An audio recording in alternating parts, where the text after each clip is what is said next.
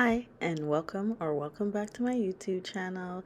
This is a tutorial on how to do the French curly braids that are almost knotless. So they're not quite box braids in the traditional sense, but they're not quite knotless either. And the hair that I used is in the description below. So I started off by pre-parting my hair. I just made them medium size because this is for a quick tutorial.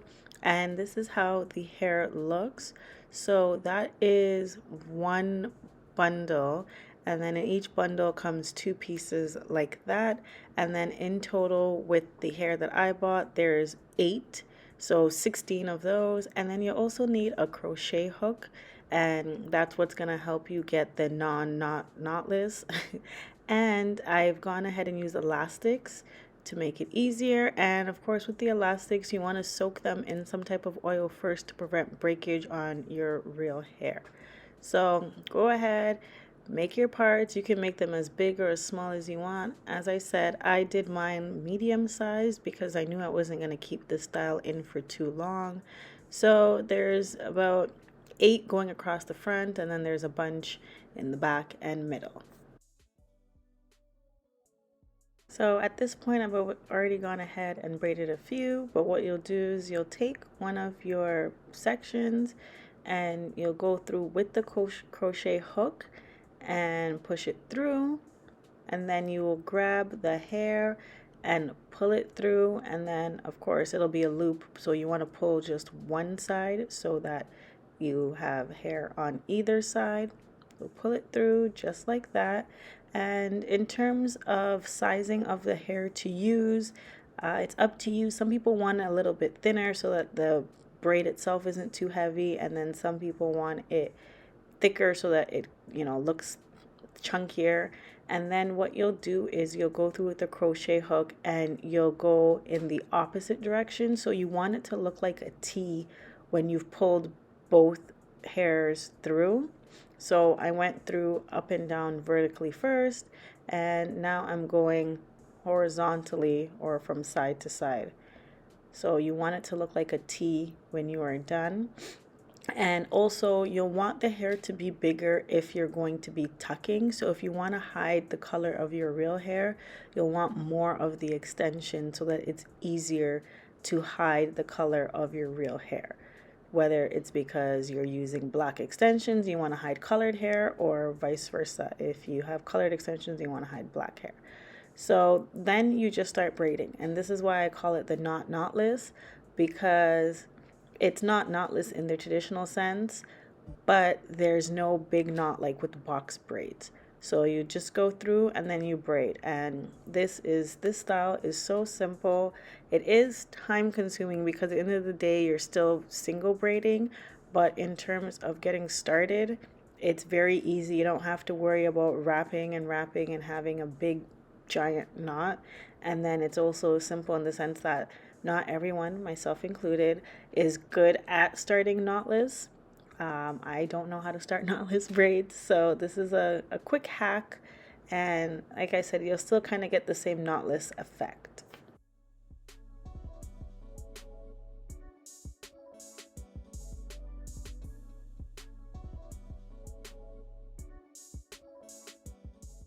Now to end off the braid, I kind of just braided and let it do its thing.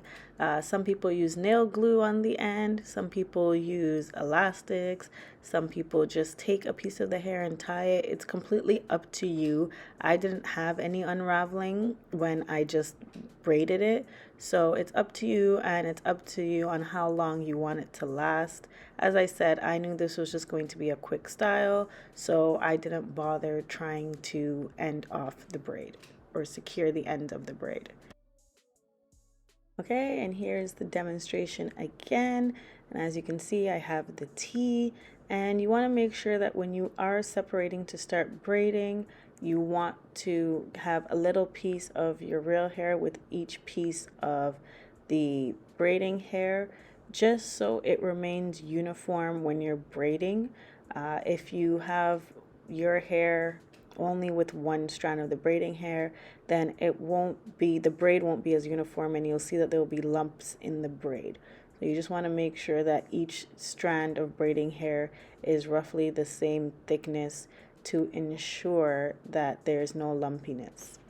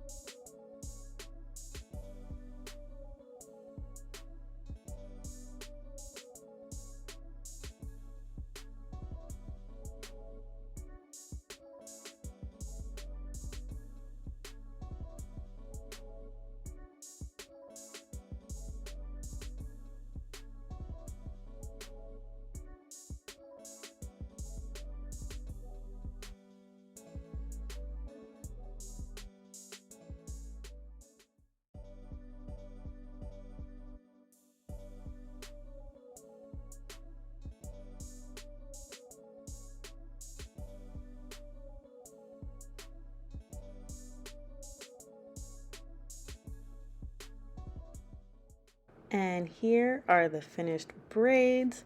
So you'll notice that the braids themselves are a little bit thinner, but the curly ends are still, it's still pretty thick. There's a lot of hair there. So you don't need a lot of the braiding hair to have that curly full look. But if you want the braids to be thicker, you can do that. Just be warned that you'll have a lot more hair to deal with. As you'll see here, this is how it looks even when it's tied up, and there is a lot of curl on the end. You could also braid down further, especially if your braids are going to be thicker, so that you have less of the curls, but it's completely up to you. You can decide how much of the ends you want out, and you can decide how thick or how thin you want the braids. And I went ahead and tried out some different styles. So this is it just left out to the side. You can also do it middle part and do a bust down. This is it tied up. I think this is my favorite because it's up and you can see the curls, and I just like the way it frames my face. And then I also went ahead and did a bun. So this is more, I'd say like professional, business casual, which is also very cute. So there's many different ways it can be styled. And I just want to say thank you for watching, and don't forget to like, comment, and subscribe.